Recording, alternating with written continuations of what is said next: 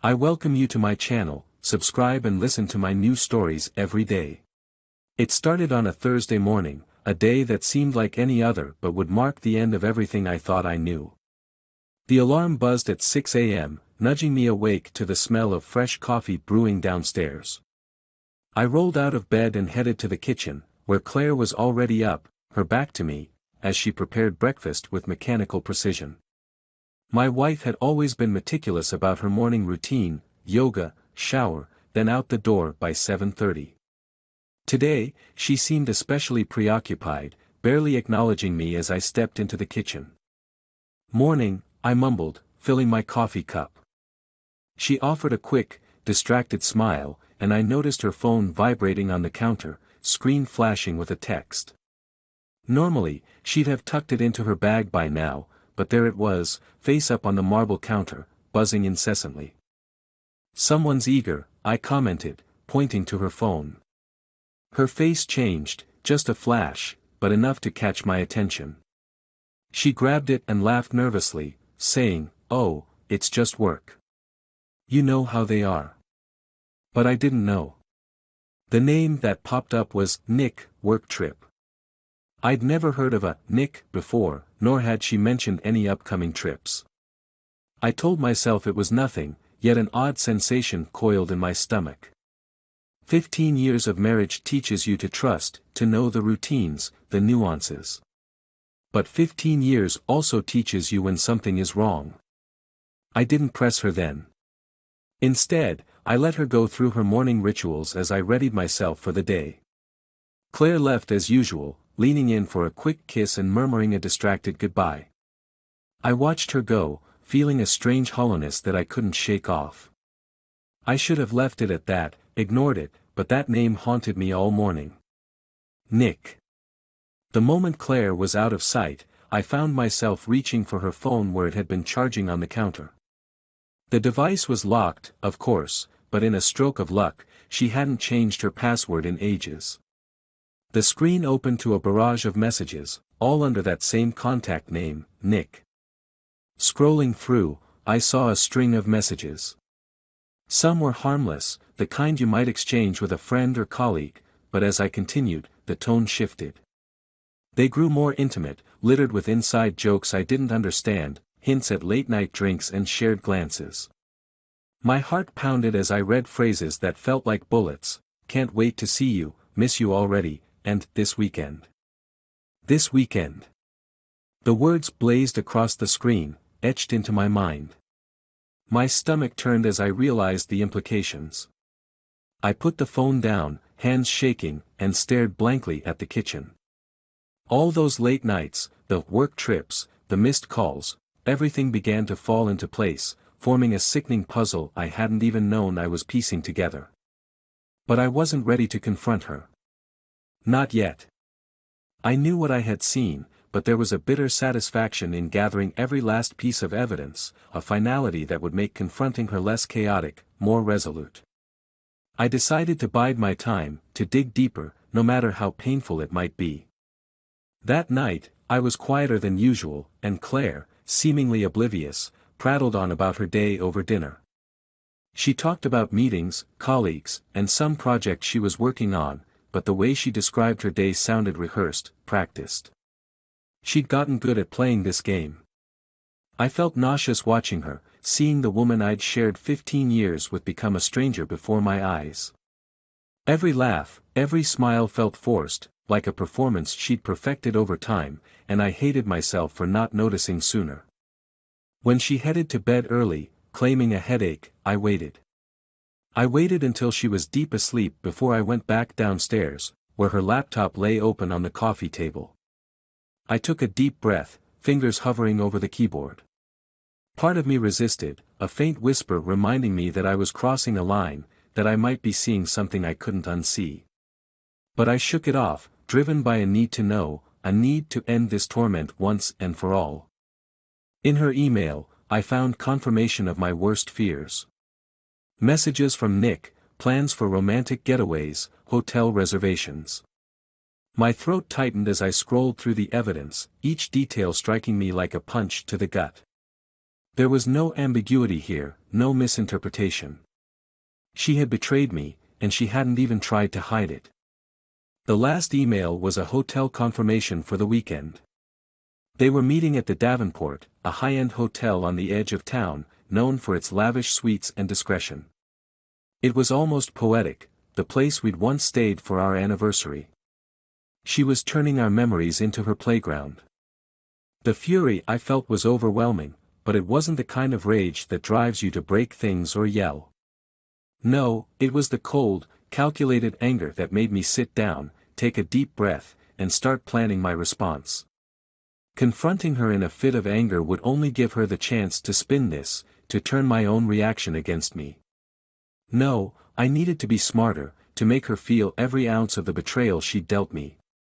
I spent the next day moving in silence, barely speaking to her, nodding absently at her small talk. By now, I'd made my own plans.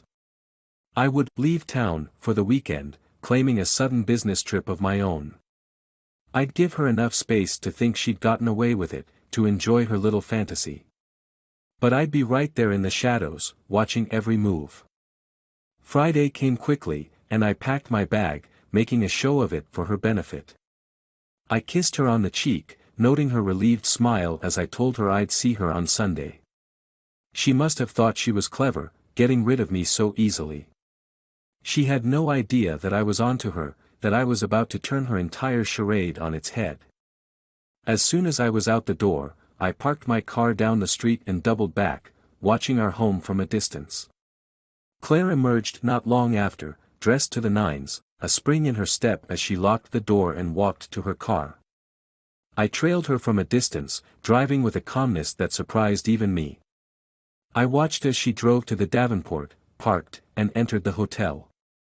A man greeted her at the entrance, a tall, dark-haired stranger who looked far too comfortable with her. Watching them walk into that hotel together, hand in hand, was a defining moment. The anger that had simmered inside me solidified into something steely, a determination to reclaim my life, to strip away the lies she'd wrapped me in. But I wouldn't storm in there. I wouldn't make a scene. Instead, I walked away, a calmness settling over me. I'd let her play out her weekend. I'd let her indulge in her little fantasy. And when she returned home, she would find everything she'd thrown away waiting for her, every piece of proof, every last lie, every betrayal, all laid out for her to confront. And I would be gone. When Sunday night came, I was waiting, sitting quietly in the den, a half-empty glass of scotch resting on the table beside me. Claire wouldn't be home for another hour. She had texted me that she'd lost track of time and decided to extend her supposed weekend getaway with some of the girls. I chuckled bitterly at her dedication to the lie, knowing she was likely finishing her little rendezvous with Nick. As I waited, I felt the calmness of earlier giving way to a restless sense of anticipation. I had replayed how this confrontation might go countless times in my mind, and each time, I found myself pushing back the familiar anger. I didn't want to face her with raw fury, I wanted her to feel the weight of her own choices without giving her any leverage to turn it back on me. Around 10 p.m., I heard her car in the driveway. I waited, listening to her steps echoing on the porch, the jingle of her keys as she unlocked the door, and the lightness in her voice as she called, "Honey, I'm home." She walked into the den and stopped dead in her tracks when she saw me, her face frozen in a brief flicker of shock that she quickly tried to cover up. "Oh. I thought you weren't coming back until tomorrow," she said, smiling as if nothing were out of place. But I caught a quick, nervous glance as she shifted her bag further onto her shoulder. "I wrapped things up early," I replied, my voice steady. "I thought it'd be nice to surprise you." She laughed, a hollow, uncertain sound, and set her bag down on the counter. "Well, here I am. So, what did you do while I was gone?" There it was, the ease with which she slid back into her routine, as if nothing were amiss, as if she could simply weave her lies around me like a net and expect me not to notice. I felt the bitter irony twist within me. But I didn't bite. I simply nodded toward her bag. "Did you have a nice weekend?" "With the girls," I mean. Her face tightened just a little, her fingers curling around the strap of her purse. Yeah, it was fine, she said, her voice too casual. We stayed at this little bed and breakfast, did some shopping. You know, the usual. Sounds relaxing. I kept my voice level, my face a mask of neutrality, though every word she spoke felt like a knife twisting deeper. She wasn't even trying to hide it anymore. So, where did you go? She rattled off the name of a town about 2 hours away, some little spot we'd vacationed at years ago. I nodded along, almost amused by her attempts to paint the picture of a quaint, harmless getaway. But I could see the tension in her face, the careful way she was arranging every detail as if rehearsing her story in real time. And then I asked her the question I knew would cut through her web of lies. Did you happen to see Nick? It took a moment for the words to sink in, and when they did, her face lost all pretense of calm. Her eyes darted toward her bag as if it might hold a solution to her unraveling story, and for the first time that night, I saw the mask slip. What? She laughed, a forced, uneasy sound, and tried to play it off. Who's Nick? Don't, I said softly, looking her dead in the eyes. Don't lie to me anymore. I know, Claire. I know everything. The color drained from her face, and she took a step back, clutching her purse as if it were a shield. She looked like she wanted to deny it, to pretend she didn't understand, but I could see the truth in her eyes. She knew exactly what I was talking about. Let me make it easy for you, I said, reaching into the drawer of the side table and pulling out a thick folder. I tossed it onto the table, and its contents, printed emails, text messages, receipts from the Davenport, spilled out in front of her. You and Nick. The hotel. The fake girls' weekend. She stared at the pile of evidence, her face a mixture of horror and shame. For a moment, neither of us spoke. Then she dropped her bag, sagging onto the couch as if her legs couldn't hold her up any longer. She buried her face in her hands, and I waited, watching as she struggled to find the words. Okay, she whispered finally, her voice barely audible. Okay, yes. I messed up. I know I messed up. Messed up? I echoed, unable to keep the anger from creeping into my voice. You didn't mess up, Claire. You had an affair. You lied to me, and you didn't just stumble into it. You planned it. You lied to my face, over and over, knowing exactly what you were doing. She looked up at me, tears forming in her eyes.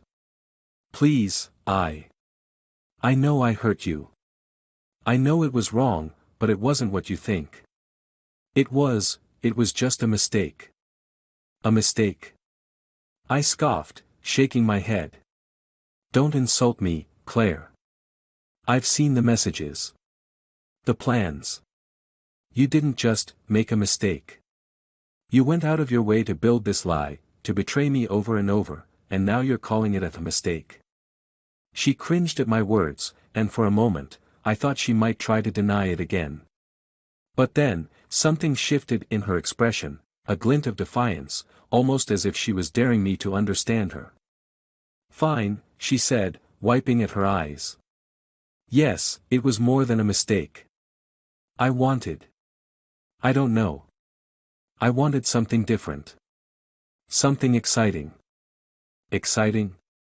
The word left a bitter taste in my mouth. You wanted excitement, so you destroyed 15 years of marriage. She flinched, her face softening, and she reached for my hand, but I pulled back, the cold anger still pulsing inside me. She sat back, looking at her lap as if the weight of everything had finally settled on her shoulders. I don't know what to say, she whispered. Then don't say anything. I rose to my feet, suddenly too exhausted to stay in the same room as her. I just wanted you to see it. All of it. I wanted you to feel it. She looked up, her face pale. Feel what? The betrayal, I replied, the word hanging between us like a blade. The trust you shattered. The years you tossed away. I wanted you to understand what you've done, to face it all without excuses or lies. I turned to leave, but her voice stopped me. Wait. She sounded desperate, pleading. Please, I'll do anything. Let's talk about this, work through it. We can go to counseling. I'll cut ties with him, I swear. Just, please, don't leave. For a brief moment, I felt a pang of pity for her, but it was quickly swallowed by the cold realization of everything I'd uncovered. The lies, the nights she'd come home and smiled at me, kissed me, pretending everything was fine. The woman sitting before me was a stranger, someone I'd never truly known. I'm done, Claire, I said, my voice hollow. You made your choice. Now I'm making mine. I turned and walked out of the den, her pleas fading behind me as I climbed the stairs, leaving her alone with the weight of what she'd destroyed. Back in our bedroom, I packed a small bag, just a few essentials, and left the rest. Tomorrow, I'd start making arrangements, finding a lawyer, sorting out the details. Tonight, I needed to get away, to put as much distance as I could between myself and the ashes of my marriage. As I closed the front door behind me, I didn't look back. I'd given Claire the chance to come clean, to face her lies, and she'd chosen deception at every turn. She could keep her guilt and her excuses, but I was walking away, leaving the life we'd built behind. The night air was cold as I stepped onto the driveway, a strange sense of peace settling over me. I was free. Free of the lies, free of the betrayal, free of the woman who'd torn our life apart. And for the first time in months, I felt a flicker of something like hope. In the days following my departure, the reality of what I'd done began to sink in. I was officially on my own, untethered from the life I'd built with Claire, yet feeling the weight of it all with every step. I took up residence in a modest hotel room on the edge of town. It wasn't much, but it gave me the space I needed to clear my head, to think through everything without the constant reminders of what I'd lost. Or, as I now saw it, what I'd freed myself from. It wasn't long before Claire began reaching out, first with texts, then phone calls, then voicemails that became increasingly desperate. At first, I ignored them. The thought of hearing her voice again, listening to her pleas, her apologies, only stirred the bitterness that still clung to me. But eventually, I forced myself to pick up the phone, to listen to the hollow words of someone who'd once been my partner, my friend, and now felt like a stranger. Please, let's talk. I know I hurt you, but I need you to understand why this happened, she said in one voicemail, her voice cracking. I made a mistake, but we can work through this. We have to work through this. What stunned me most was the lack of real remorse in her words. She wasn't apologizing for her betrayal, she was simply trying to claw her way back into the life she'd torched, not out of love, but because she was afraid of losing the comfort and security that I provided. And that realization ignited a spark within me, one that had been slowly growing since the night I left. I didn't want reconciliation. I wanted closure. I wanted justice. As the days went on, I began planning my next steps, laying out a path that would ensure Claire faced the full consequences of her choices. I wasn't interested in dragging this into a lengthy court battle or subjecting myself to months of counseling. I wanted a clean break, one that would leave no doubt in her mind that our marriage was over. The following week, I met with a lawyer, a no-nonsense man named Rick who came highly recommended by an old college friend. Rick was the kind of guy who wore his cynicism like a second skin, someone who had seen every type of marital breakdown imaginable. He didn't mince words, and after hearing my story, he gave me a sympathetic nod. I've seen this scenario play out more times than I can count, he said, leaning back in his chair. You did the right thing by gathering evidence, but the fact that you've been married for over a decade complicates things. Assets, property, retirement, it's all on the table. I nodded, bracing myself for what was coming. Let me ask you this, though, he continued. Are you looking to go after her, make her life hell, or do you just want a clean break? I thought about it, my mind drifting back to the hotel, the man I'd seen her with, the pile of evidence on the table that night. Part of me wanted to see her suffer, to watch her scramble as everything she took for granted slipped from her grasp.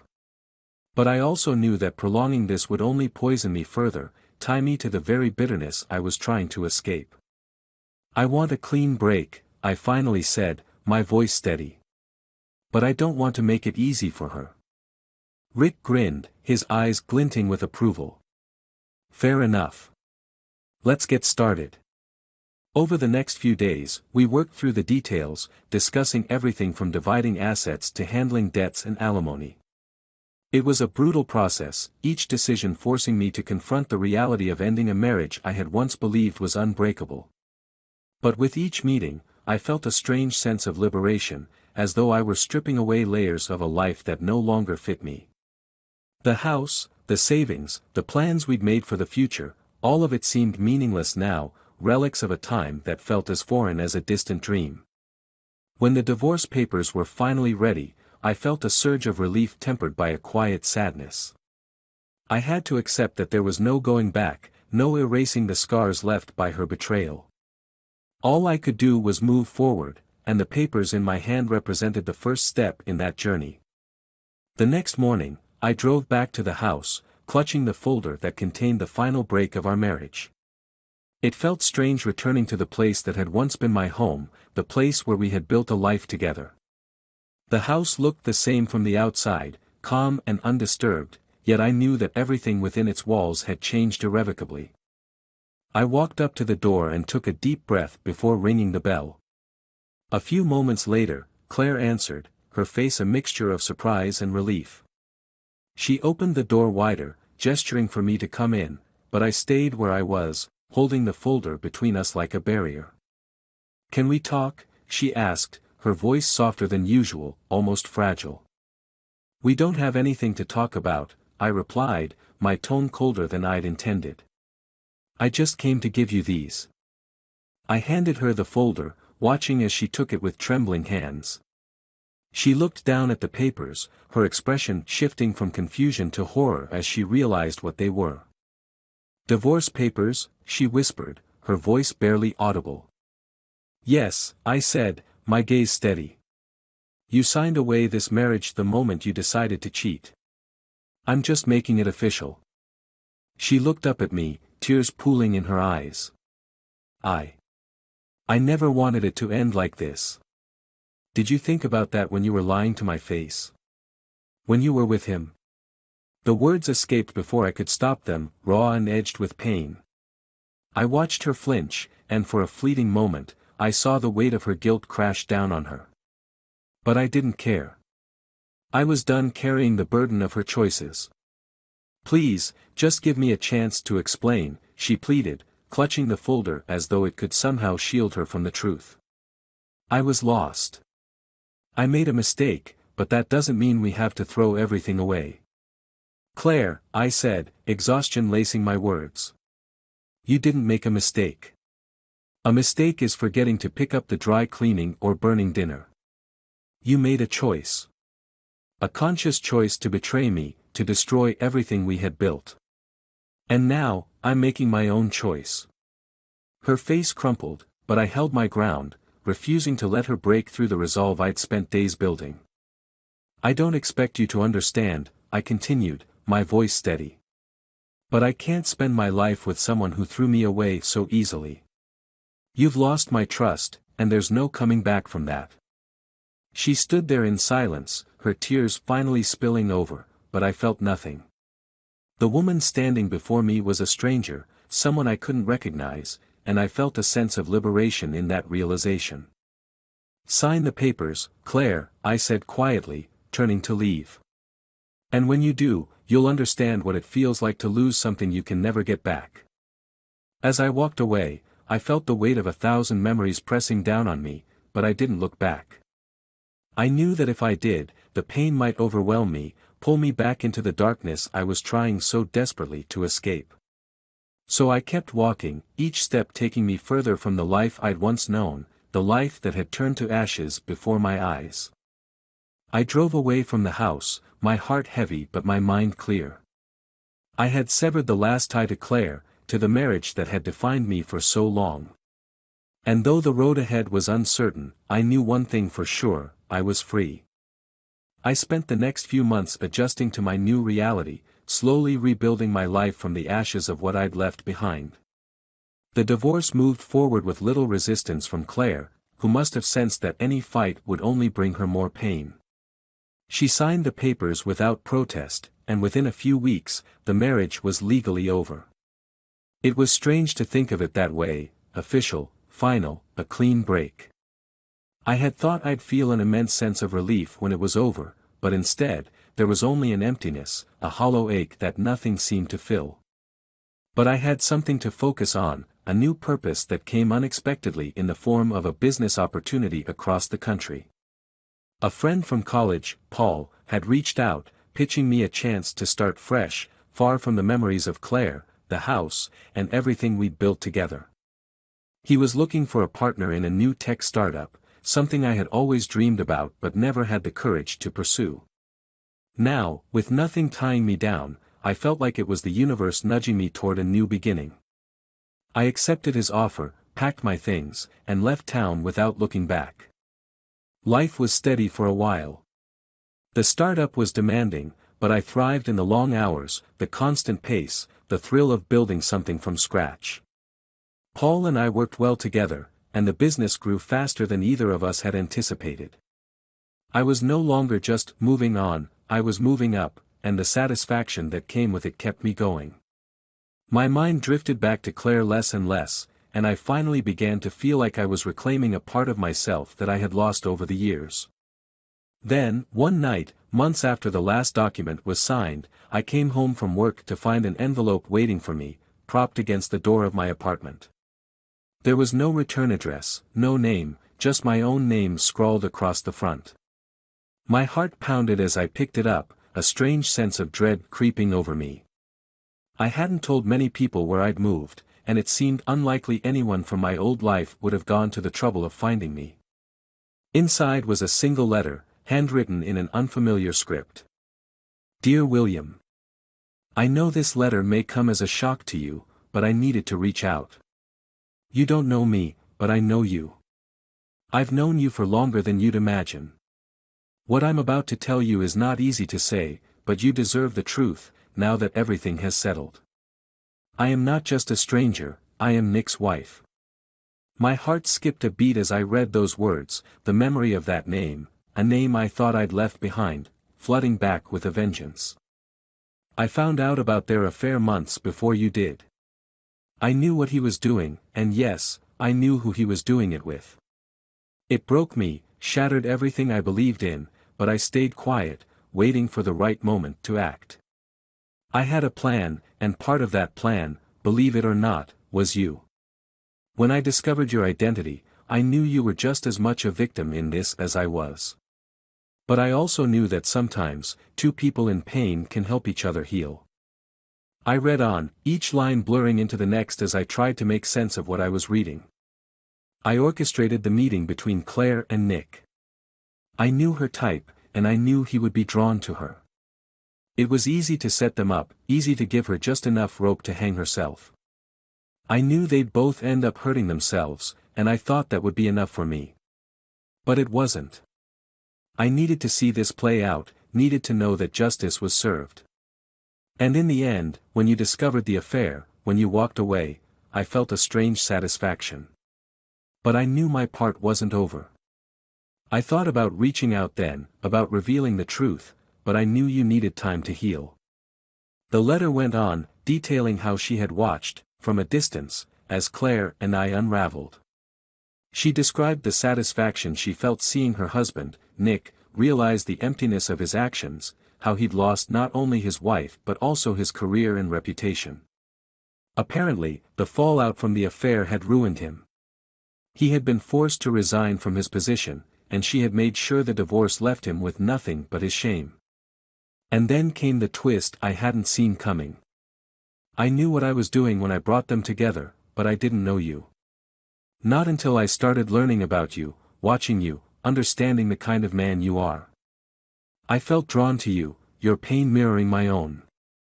I know this may sound strange, even wrong, but I believe sometimes fate brings people together in unexpected ways.